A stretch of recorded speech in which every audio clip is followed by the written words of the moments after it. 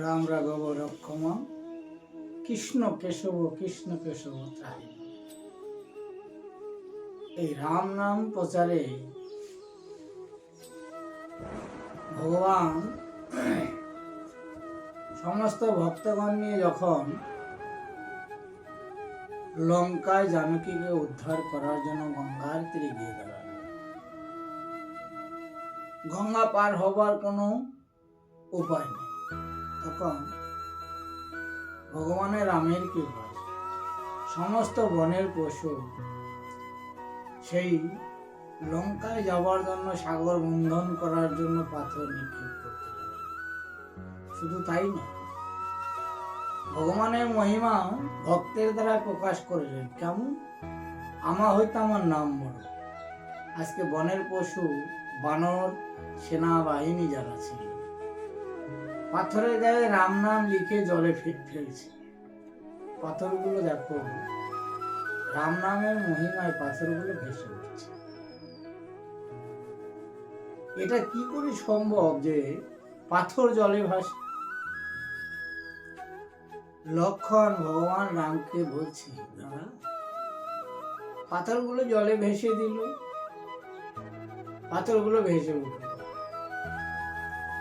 ভগবান রাম নিজে গিয়ে লক্ষণকে বোঝানোর জন্য যে আমা হইতে আমার নাম নয়, ভক্তর দ্বারাই নামের প্রকাশ ঘটে। আজকে ভগবান শ্রী রাম নিজে পাথরের গায়ে নাম লিখে, রাম নাম লিখে জলে ফেলে দিল, পাথরটা সঙ্গে সঙ্গে ডুবে। এটা কেন হল? লক্ষণ দাদাকে জিজ্ঞাসা করছে, পাথরটা ডুবে গেল কেন? রাম মৃদু মৃদু হাসছে, যে নামের মহিমা প্রকাশ করার জন্য ভক্তের দ্বারা জগতে প্রকাশ হয় নাম। আজকে আমি যদি ভক্তকে কৃপা করে নিজ গুণে নামের মহিমা না দেই, আমি রাম নাম লিখে জলে ঢেলে দিলাম, পাথরটি ডুবে গেল কেন জানো লক্ষ্য?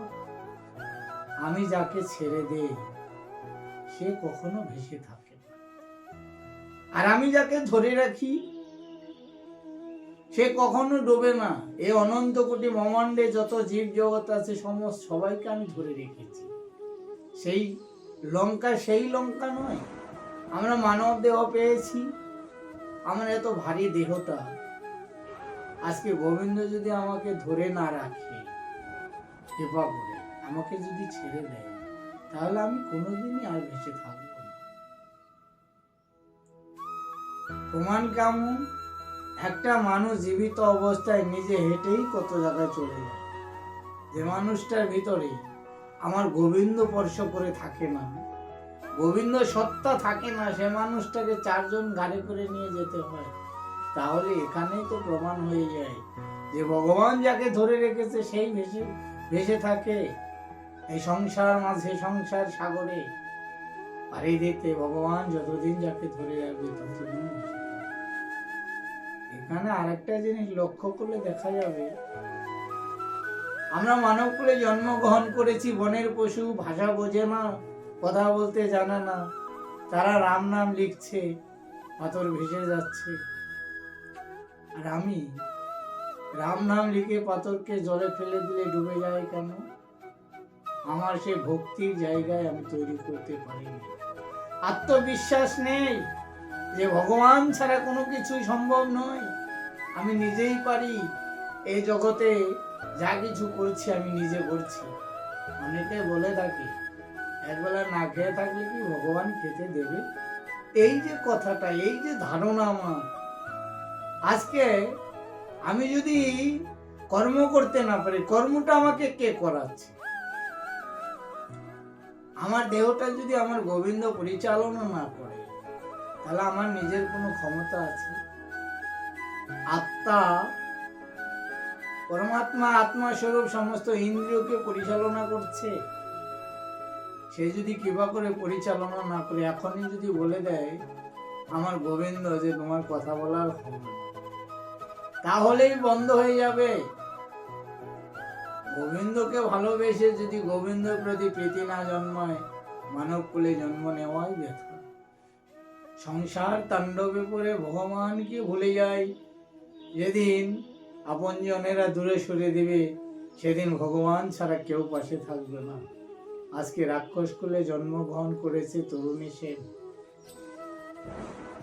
তরুণী সেন রামের মহিমা প্রকাশ করলেন। তরুণী সেন ছিলেন বিভীষণের পুত্র। নিজের পিতাকে রাজসভা থেকে তাড়িয়ে দিলেন রাবণ। বিভীষণ চলে গেলেন কোথায়? ভগবানের আশ্রয় গ্রহণ করলেন। সমস্ত অপরাধীদের সাজা দেওয়ার জন্য বিভীষণ কৌশল করে সমস্ত কিছুই বুঝিয়ে দিলেন। যুদ্ধে শেষ মুহূর্তে মেঘনাদ বড় যোদ্ধা, তিনিও যুদ্ধক্ষেত্রে প্রাণ ত্যাগ করলেন। বিভীষণ যুদ্ধে ভগবানের আশ্রয় গ্রহণ করলেন। কুম্ভকর্ণকে অসময় জাগিয়ে কুরুক্ষেত্রে মাঠে তার বিনাশ ঘটালেন।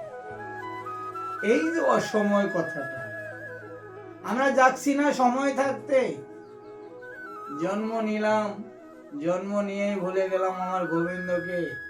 অসময় জাগা কখন? মধ্যাহ্নকালীন জীবনটা যখন আসে, যখন অপরাহ্নে চলে যায়, তখন মনে পড়ে আগের দিনগুলোর কথা।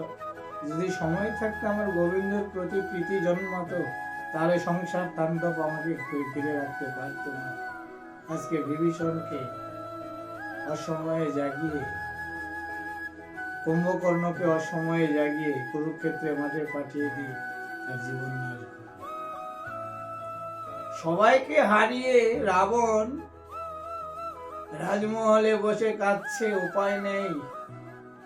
তরুণী সেন জেঠুর পাশে এসে তাকিয়ে বলছে, জেঠু এখনো শেষ হয়ে যায়নি, আমি তোমার জন্য যুদ্ধ করব। রক্তের টান, রাক্ষস হলেও তার দেখো ভক্তি কেমন। রাবণ কুলে তুলে নিয়ে বিভীষণের পুত্র তরুণী সেনকে বলছে, বাবা কতজনই তো হারিয়ে গেল, তুমি কি করে? বলছে, তুমি এটা ভেবো না, আমি বনবাসী রামের সঙ্গে যুদ্ধ করব, তুমি শুধু অনুমতি দাও।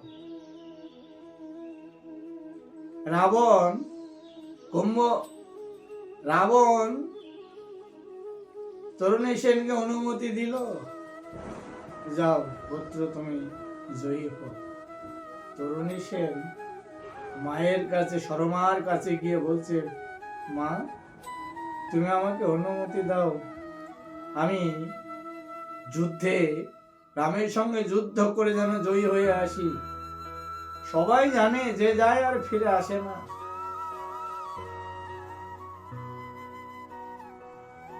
সরমা নিজের পুত্রকে জানে ফিরে তো আসবে না, ভালো করে রাম নাম গোটা অঙ্গে লিখে দিল। যে রথটা সাজিয়েছিল সেটাও রাম নামে পরিপূর্ণ করে দিল। মা আশীর্বাদ করল, যার কাছে তুমি যাচ্ছ তার চরণাশ্রয় যেন তোমার হয়, এটুকু আমি আশীর্বাদ দিলাম। কেন মা কেন এই আশীর্বাদ দিল? জানে আমার সন্তান আর ফিরে আসবে না, তবু গোবিন্দের চরণে যদি আশ্রয় পায়, রাক্ষস কুল থেকে উদ্ধার হয়ে সে গোবিন্দের কাছেই থাকবে। গোবিন্দ যেন তার সঙ্গী করে রাখে। চোখের জলে বিদায় দিয়ে মা সরমা তরুণী সেনকে যুদ্ধে পাঠিয়ে দিলেন। তরুণী সেন যুদ্ধস্থলে গিয়ে রাম ভগবানকে বলছে, কোথায় রাম? তুমি সামনে এসো, আমি তোমার সঙ্গে যুদ্ধ করব। বারবার ডাকছে রাম রাম বলে, কই দিন অন্তত একবারও রাম নাম করছে না। ভগবানের নাম গ্রহণ করলে ভগবান কি আর দূরে থাকতে পারে? আজকে ভক্তের ডাকে ভগবান সাড়া দিল। যুদ্ধ মাঝে এসে রাম বলছে, দূরের শিশু তুমি ফিরে যাও বাবা। বলছে না, আমি যুদ্ধে এসেছি যুদ্ধ করার জন্য, কোনো মতে আমি ফিরে যাব না। তুমি যদি ভয় পেয়ে থাকো তাহলে তুমি যুদ্ধক্ষেত্র থেকে চলে যাও। ভক্তের কথা ভগবানের কত ভালো লাগছে, বারবার বলছে বাবা তুমি ফিরে যাও। কিছুতেই কথা মানছে না। তরুণী সেনের কথা রাখতে ভগবান অস্ত্র ধারণ করলেন, যুদ্ধ করছে উভয়ে। দেখো, ভক্তিতে ভগবান পরাজিত হয়ে যায়। এক বাণে ভগবান তাকে বিনাশ করতে পারে, কিন্তু ভক্তির জায়গায় ভগবান বাধা।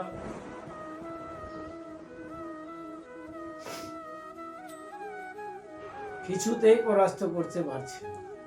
বিভীষণ নিজের পুত্র জেনেও গোবিন্দের কাছে গিয়ে বলছে, প্রভু, যদি ওই বালকটি মারতে হয় তাহলে তোমাকে বৈষ্ণব বাণ নিক্ষেপ করতে হবে। নিজের পিতা নিজের হাতে গোবিন্দের হাতে তুলে দিলেন। ভগবানের রাম গোবিন্দ আজকে ভক্তের কাছে পরাজয় স্বীকার করার মতো, ভক্তের দেওয়া কথা রাখতে আজকে বৈষ্ণব বাণ নিক্ষেপ করার সঙ্গে সঙ্গে তরুণী সেনের মস্তকটা কেটে রাম নাম উচ্চারণ করতে করতে ভগবানের চরণ তলে লুটিয়ে পড়লেন। বিভীষণ নিজের পুত্র হারা হয়ে অঝরে কাঁদছে। ভগবান রাম বলছে, বিভীষণ তুমি কাঁদছো? বলছে, প্রভু, যে সন্তানটির মস্তক ছিন্ন হলো সে কে জানো? সে আর কেউ নয়, আমারই সন্তান। ভগবান অস্থির হয়ে গেলেন।